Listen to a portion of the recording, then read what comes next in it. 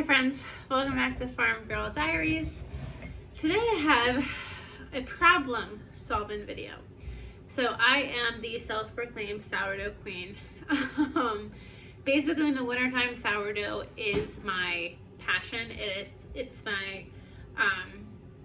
basically my whole personality in the wintertime. I make sourdough for everything. Whenever I go to anyone's house, I bring sourdough. It's just my thing. And I don't actually do anything with yeast anymore. Anything I want to make, I will make with sourdough. So that brings me to the problem. I am no longer the sourdough queen, and I am struggling, and it is really giving me a complex, and it's really frustrating me. So I'm doing this video, and we're going to try to see if we can diagnose together what is going on with my sourdough. So let me show you the breads I've made. I'm going to put a picture in here so you know what the bread should look like if you're not familiar with sourdough. And these are breads I have made. And then what I'm currently doing. So about a month ago, the gasket in my oven actually broke and I had to get a new one. So the gasket's just what goes around. It's like the rubber seal around the oven. That broke. So we got a month and a half and I got a new one. So I was baking bread this whole time and I was actually making decent breads, but they weren't rising as well as they should have been. And I attributed that to the broken gasket because it's not sealing in the heat, it's letting the heat out. I got a new gasket, came home right away and made bread, and I've made two so far and they've all been the same. They are actual pucks. So this one I have cut in half and I have started eating it. It doesn't look bad from the top, but I cut him in half. This is what he looks like. And now I'll keep this here and I'll put a picture on the side so you can see what it should look like in comparison. And then this is the inside. I have bubbles, like I have air bubbles and air pockets. And to be quite honest, he's very, very dense. This is not a light and airy loaf at all. So tomorrow this is actually going to get turned into breadcrumbs. And the second loaf here, which I made yesterday, is going to get turned into croutons. This one did a little better, but not much. Still a puck. Pretty on the top. This one at least got a little bit of an ear, but not much. I'm bumming really hard. So there are a lot of factors that I've already looked at. Like this is not a loaf, and I haven't cut into him, but he's going to be the exact same as that other one. He's going to be dense and not going to be great for eating. So there are a couple of factors that played into this. My gasket broke. The scale that I have used since the beginning of time, aka 3 years ago, has died. And I had to buy a new scale. And they do say that if you go cheap, you get what you pay for. I went cheap. I bought this guy off of Amazon. He honestly has good reviews. He's only $12. He has really good reviews. But I did test him out 2 days ago, and he is off. I forget now what the measurements were, but he was off probably by like 8 or 9 grams for things like flour, and in water he was off by about 20 grams. So he is off. They say there's a reset button, but I haven't been able to find it. And when I say they say, when I went to Amazon to try to like find out how to fix it, they said hit the reset button, and no one will tell me where that reset button is, and I don't see a reset button anywhere. So the other problem with this guy is he is not for light things. So I want to do my main bread recipe calls for 12 grams of salt, and he actually won't measure 12 grams of salt. Because I normally put the big bowl, my big sourdough bowl on here, and then I just add everything into here. I tear it out and add more things. I can't do that with my salt. So actually, last time I made bread, I took it off of the scale completely, put a separate bowl on, and measured till the scale said 12 grams, and then measured it by hand. 12 grams should be 2 teaspoons, and it was probably about 2.5 to 3 teaspoons. So it's not an accurate scale at all. So unfortunately, when I figured this out, it was literally 1 day past the return window. So I did leave like a review, but I haven't heard anything back about it. So I'm definitely getting a new scale because this is not accurate. However, so I decided, I'm like, maybe that's my problem, is the scale. So this spread I made yesterday, and this is also a puck. This is my one that's a puck. And this I measured by hand. I used cups, which I actually never do when I'm doing sourdough. But I did it because I wanted to see if it was a scale that was messing me up, if I was not adding enough of whatever I needed to add. So I measured by cups.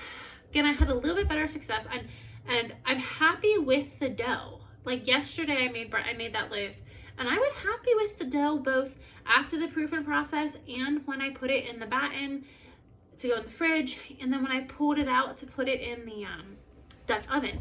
The only thing I will say is going from the batten to the Dutch oven, it is flatter than, it like spreads out more than normal, but it's still, I've had that happen before, and it still puffs up. So it's not puffing up during the baking process.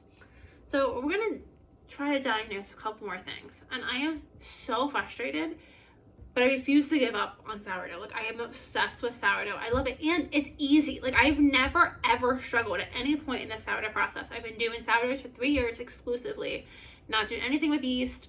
Just all of my breads for the last 3 years have been sourdoughs, and I've never ever ever ever ever had any issues.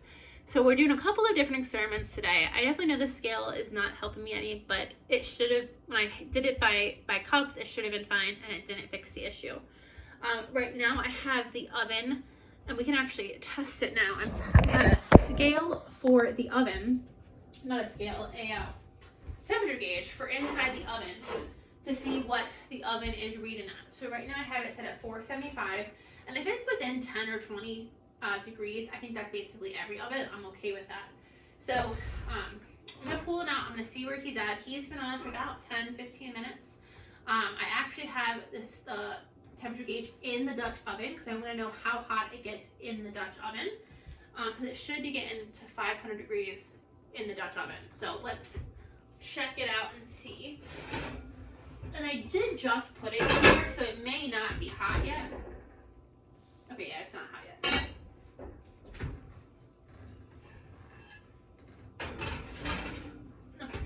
It's only at 200 in the oven so far, and I did just put it in there. So we'll come back to that in a few minutes. So the next thing I want to do is I'm going to give Stanley a boost. This is Stanley. This is my sourdough. I'm going to give him a boost. Because I think he needs one. Right now, he smells very acidic. Normally I can tell when he's hungry, and he's hungry. He's liquidy. But I will say he has a smell almost similar to nail polish remover. That is not his normal. So I'm going to spend the next 3 days feeding him at least once every day, just kind of seeing how he's doing. Right now, if we come in here, there's honestly not a ton of bubbles. I fed him, say it's Tuesday evening. I fed him Sunday evening.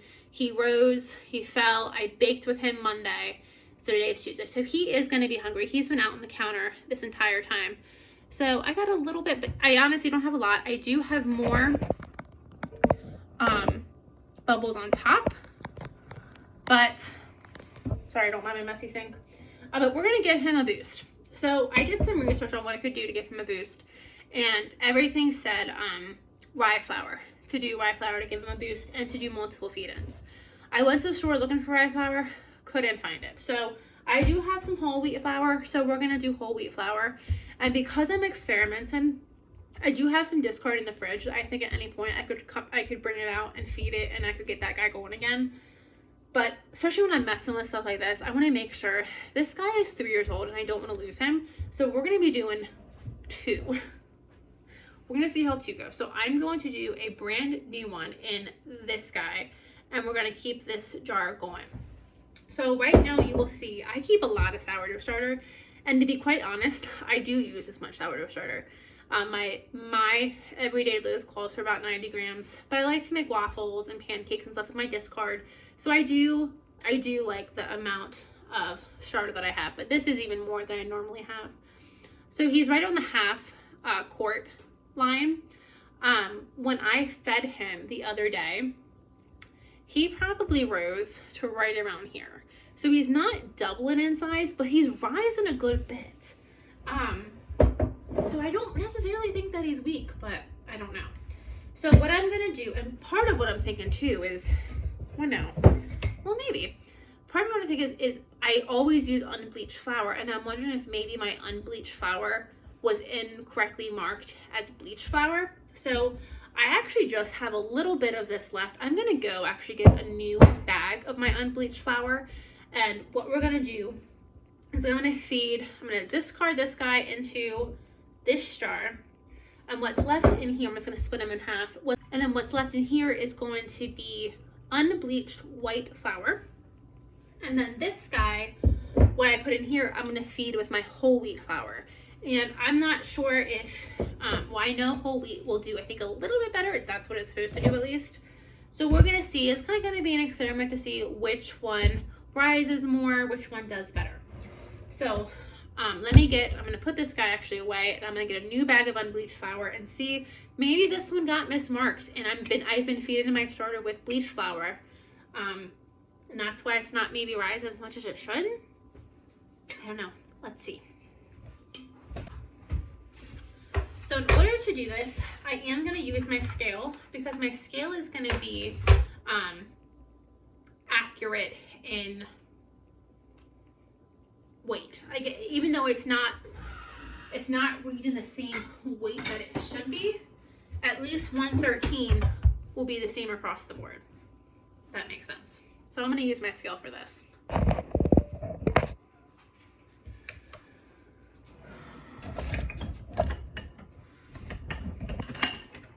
So I like to do 113 grams when I do this. And I'm actually going to stir this before I get this guy stirred real well. I always like to stir my starters. So I got that guy stirred. Oops. And then this is actually 126, and that's fine. I'm going to do my empty jar first. So I have 124 grams of starter, and you just want to use equal amounts. When it comes to giving your starter a boost, you can do things like just feeding it with flour and not adding any water, doing more of a flour to water ratio, decreasing the hydration in the process. There are a couple of different things that you can do to give your starter a boost, but this is the first thing I'm going to try.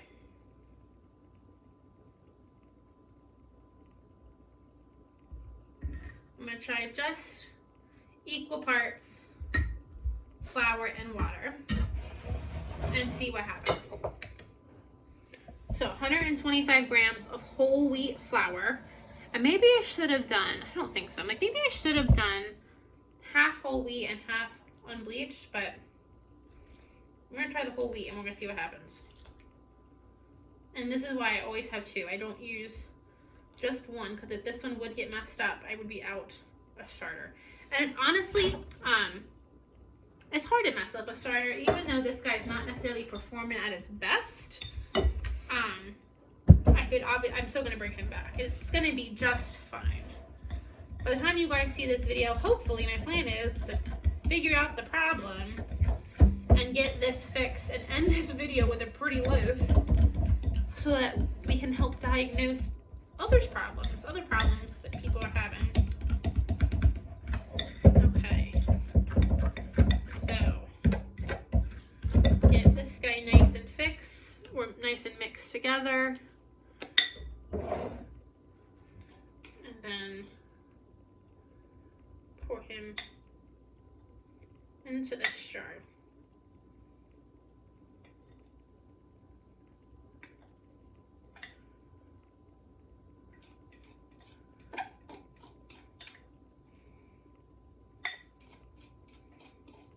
So I'm just going to use this same bowl for my next one, but that is going to be my whole wheat starter. So now I'm going to do this exact same thing, and this time we're going to use our unbleached flour.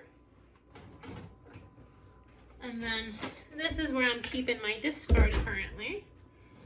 And as soon as I get a good amount of discard, we're going to make some more waffles. And now I don't wash this jar out in between uses. You don't need to do that. I'm just going to put it right in this jar. The only time I would suggest washing it in between each one is when you want it clear like this so you can see the rise and fall if you're new to sourdough. But we're going to put a rubber band, and I'll show you. We're going to put a rubber band around this jar to monitor where it was and how high it goes. Okay, so that is 114 grams, and I still have just the littlest amount of starter down there. So just because I know I have a little bit of starter, I'm going to go a smidgen heavy on my flour and water, because I know I have extra starter in my jar.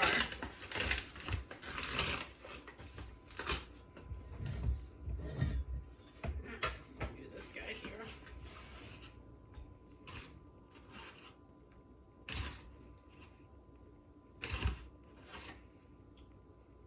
Oops. Yeah, okay, that's okay. We did 126, and that's good. That's completely fine.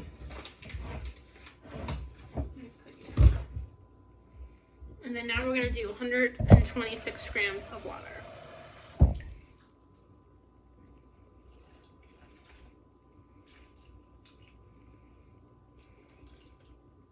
Perfect. Okay, so let's give this guy a stir.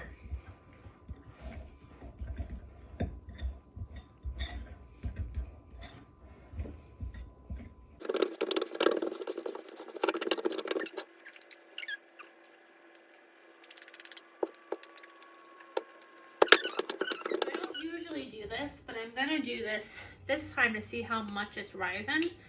I'm gonna put, and if you're new, you can do this to help monitor. I want to see how much he's rising. So I'm gonna put this rubber band right at the top of where he currently is, where the starter, his name is Stanley, where Stanley currently is. And when he rises and falls, you can see that it'll leave tracks on the jar. But when I go to bed tonight, I want to see if he's risen at all. And honestly, I go to bed in like 2 hours, so he probably won't rise too much. But I want to know. I want to know where he is. So I'm putting my rubber bands on both of them. This one is the one I really kind of want to put him on, just because my jar is so dirty. It actually shows up better on camera than it does in real life, for some reason. But I want to put this rubber band right where I'm using the camera to do it. Right where the starter is. So again, I just know how much he's risen. Okay, it's been probably another 15 minutes. Let's check the oven. See what we're working with here. And I put him in the Dutch oven because I want to see first how hot my Dutch oven is getting. Okay, right now we are at just shy of 400. I have the oven set at 475. So I bought a thermometer without a hanger. So I'm going to put it in my lid. I'm just going to put him upside down in the oven. And we're going to see what happens. If this is an oven problem, that's kind of unfortunate. I don't really want to have a technician come out to fix my oven.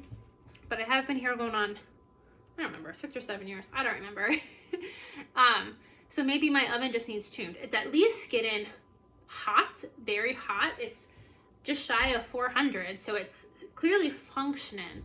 But I want to make bread, and bread you have to get up to at least 475. So I really need it to get to 475. So I just have it.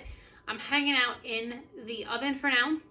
If the oven at least gets to 475, I do leave my Dutch oven actually in the oven for the whole hour that the oven is preheating while the dough is in the fridge. So by that point, it should have reached that internal temperature. But I will say, last year, this is why I bought a thermometer today, because I was talking to one girlfriend and I was trying to explain to her, like, this is what's happening. And as I was talking to her, I realized that when I did the sourdough video for my channel, when I took the lid off, all this steam came out. And then when I put my cornmeal on the bottom of the Dutch oven, it started like burning right away. Like I could smell it like cooking. So I'm like, okay, I gotta work fast. Well, when I just made my bread on Monday, yesterday, I took the lid off. I didn't get that pile of steam, and I put the cornmeal in it, and I didn't feel that rush to like go faster, because your cornmeal is gonna burn. So it could be entirely possible that maybe I just need to leave the Dutch oven longer. Maybe an hour isn't gonna be good enough for my oven. So no, let's see what happens here with this thermometer and see if it gets up to, again, I have it 475. I don't know how high the oven goes, but if it doesn't reach 475, I'll bump it up, and I'll try to figure out how far off we are and see if I can get it as hot as I need to go to bake bread. So we'll be back as soon as that oven gets, I guess, or as soon as the temperature gauge gets up to temperature. I don't know. Okay, it's only been about 3 to 4 minutes, but I feel like just the thermometer sitting in the oven should be almost instantaneous. So let's see. I'm definitely letting a lot of heat out by checking, but there's no other way for me to do it.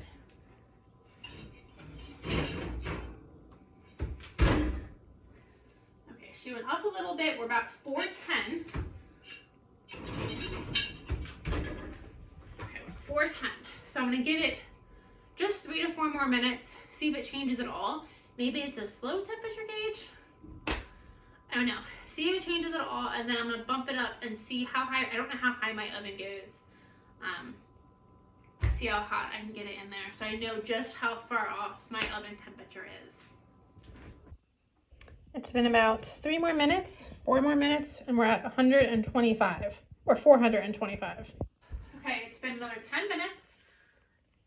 I started this, at this point I think, at this point we're at just shy of an hour. We're at 15 minutes, so let's see if the oven is hot enough. And I am opening the door, but I'm trying not to, but I still feel like it maybe should have gotten to this temperature faster. So as long as it gets there, I guess I'm okay.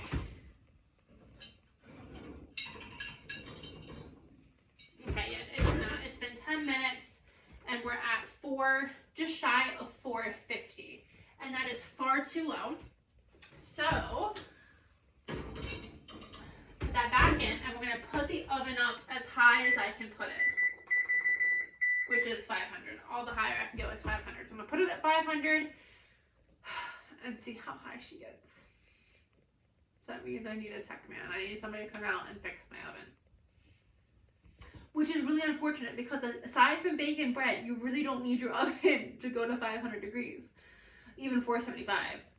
But to bake bread, you need it to get that hot. So that would 110% explain why my bread isn't rising.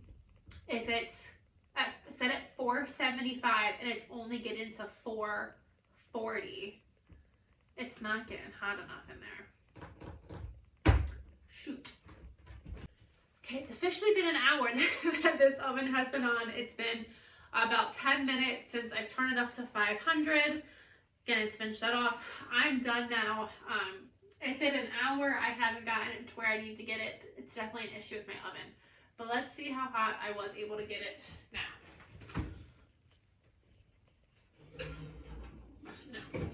No, nope. So at 500, I'm probably about 465. So that is unfortunate. I don't know what my plan of attack is going to be. It's so close, and every oven is normally off by like 10, 15 degrees. If I'm right now, and it's a quick, let me show you. So I just got it out, and you can see it's down to under 450, and it was right before that 475 area. So it is a fast thermometer. I mean, obviously it's dropping pretty quickly. So it shouldn't have taken that long for it to get that hot. So basically what I think that tells me is the max temperature that I can get my oven at is about 460. So what I do to bake my bread is I set it at 475, I put my Dutch oven in there, and I let it heat up for an hour so the Dutch oven gets nice and hot. That's step one. Step two is I put the bread in the oven, in the Dutch oven, put it back in the oven for about 25 minutes, take the lid off after 25 minutes, and lower the heat to 450, and then finish baking. So some things we're going to keep in mind. I think I'm going to make another loaf of bread tomorrow because I'm determined to figure this out. So I think we're going to do another loaf tomorrow. What we're going to do is we're going to put the thermometer in the Dutch oven, turn the oven on, and wait till the thermometer in the Dutch oven is reading as high as it'll read. So I've set the oven at 500 and get the oven as hot as it can. At 460, 65-ish, that should be warm enough. So my thoughts right now are it might take a little bit longer for the oven to heat up, which is annoying. It's really annoying in the summertime. So we still might have to get this fixed at some point, but I'm gonna see if I can put it off as long as possible. So put the thermometer in the Dutch oven, put the Dutch oven in the oven, let the thermometer get as hot as it's gonna go, so about 465, put my bread in, and then instead of doing 25 minutes, maybe I do 30 minutes and see if I can get more of a rise on my bread.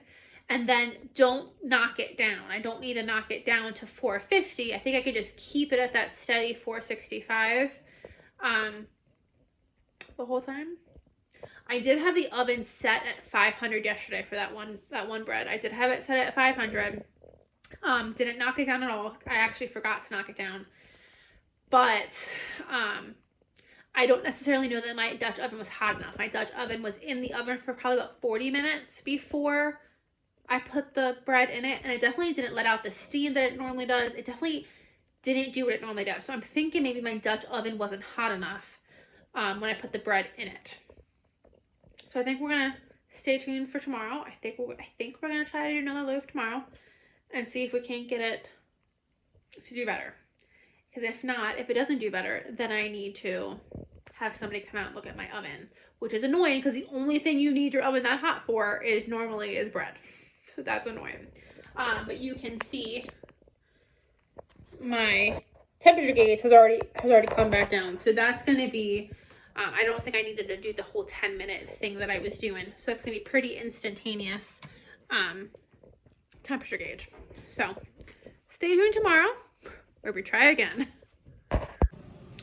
Okay, friends, it has been 2 hours since we have started, not even 2 hours since we started these starters, and look how much they're grown. So my starter is so active. It's actually kind of a cool kitchen. I normally have them on heat mats, and I didn't put them on heat mats because I wanted to see how well they did. And you can see that guy is already just about doubled in size, so he's clearly active. And then look at this guy. He's he's like right up here.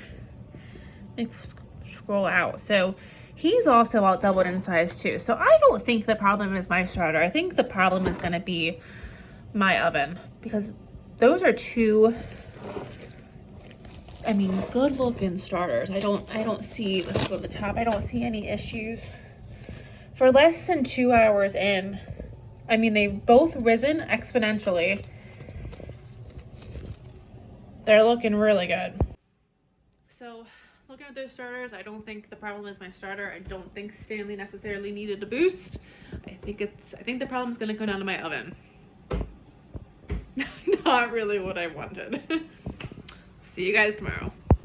Hi friends, it is the next morning and we are making bread very quickly.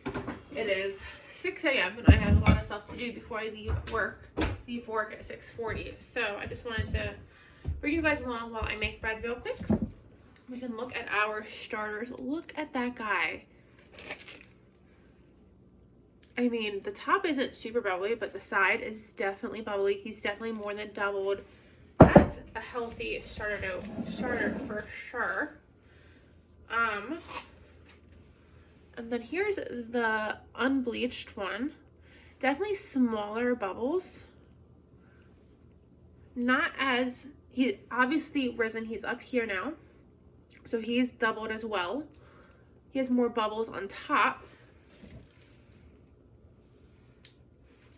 They're both looking good. They're both looking good. So I'm gonna go with the whole wheat one today just because he has a lot more bubbles on the side. And we're gonna go with it, see what happens. I am using, I'm not trying to mess everything up, but I might be messing everything up. I was gifted an 80-pound bag of flour from Mod Pizza. So I don't know, it's not bread. I don't use bread flour when I make my bread. I've never had any issues. So I'm not using that. So I don't use bread flour, but I'm gonna be using this pizza flour, and I'm hoping I'm not just introducing more issues. Probably not the smartest thing to do, but this is what is in my flour container. So this is what we're gonna go with. And because my scale is off, I'm just using a regular measuring cup, and that's how we're doing it. And it's gonna be just fine.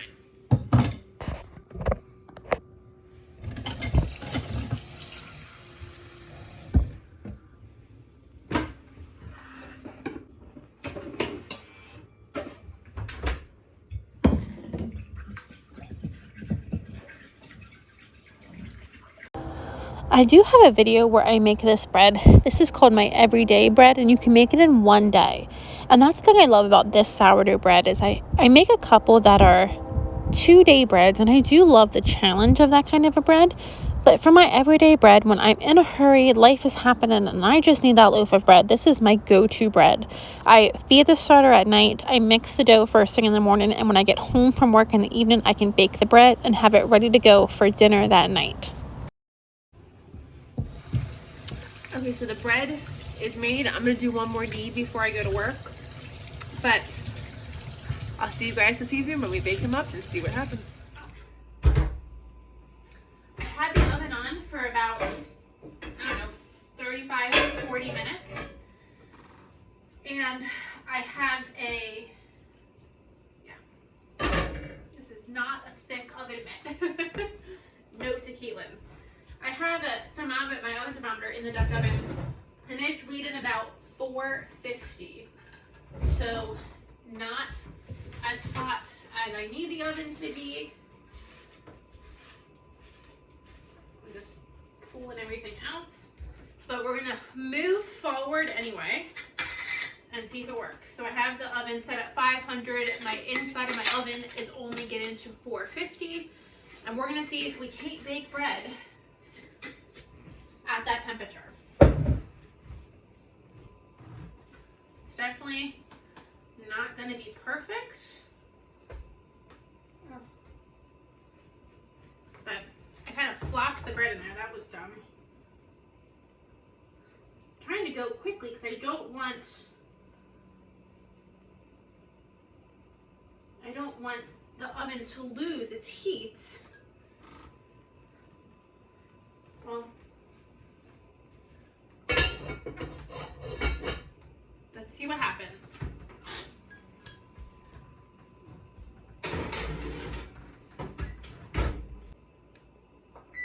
Okay, sorry, I was working quickly and I don't think I was being really clear about what I was doing. I definitely dropped the bread. Ouch. Everything is hot. I definitely dropped the bread into the Dutch oven in an effort to move quickly, so it may not be round now because I dropped it a little bit. I burnt myself twice. This thermometer is hot. It's very, very hot. So the inside of the Dutch oven is at 450, even though the oven is set at 500. Traditionally, I bake bread with my oven set at 475, bake it for the first 20-25 minutes, lower it down to 450, and then finish it, take the lid off, and then finish it for 20 minutes. So since the oven's only at 450, maybe a little bit over, a couple degrees over, I'm just gonna leave it at 450, and I'm already starting at 30 minutes. And so instead of doing 20 to 25, I set the oven for 30 minutes, and we're gonna see how she does. Do 30 minutes, see if we can take the lid off, see what she looks like, or see what he looks like, and go from there. Fingers crossed this works.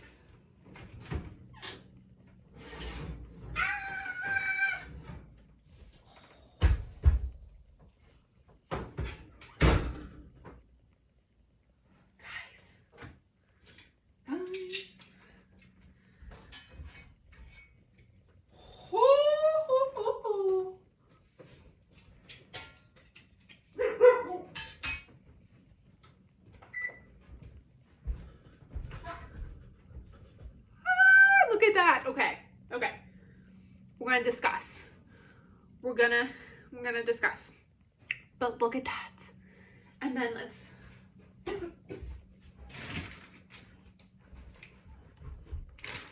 compare it. Let's compare. Because we like comparisons.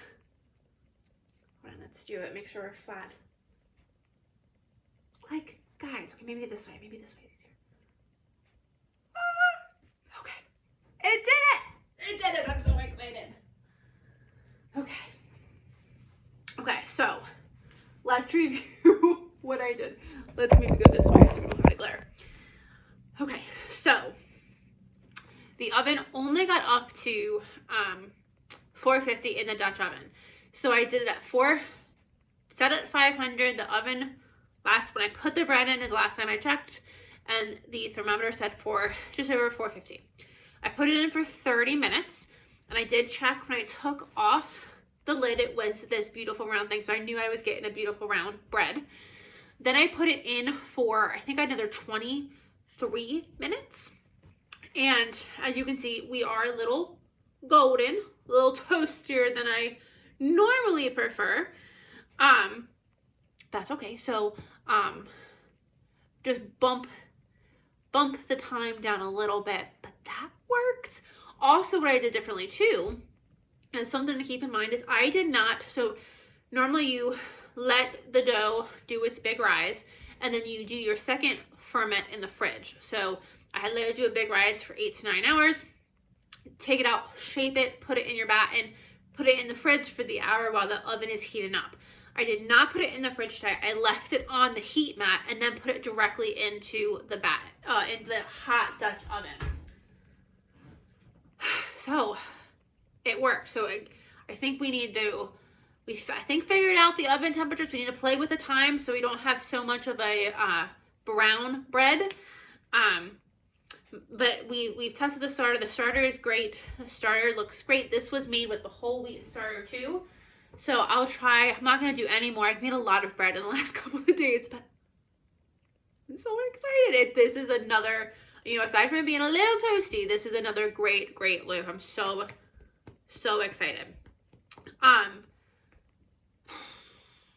Yeah, I think that's it. I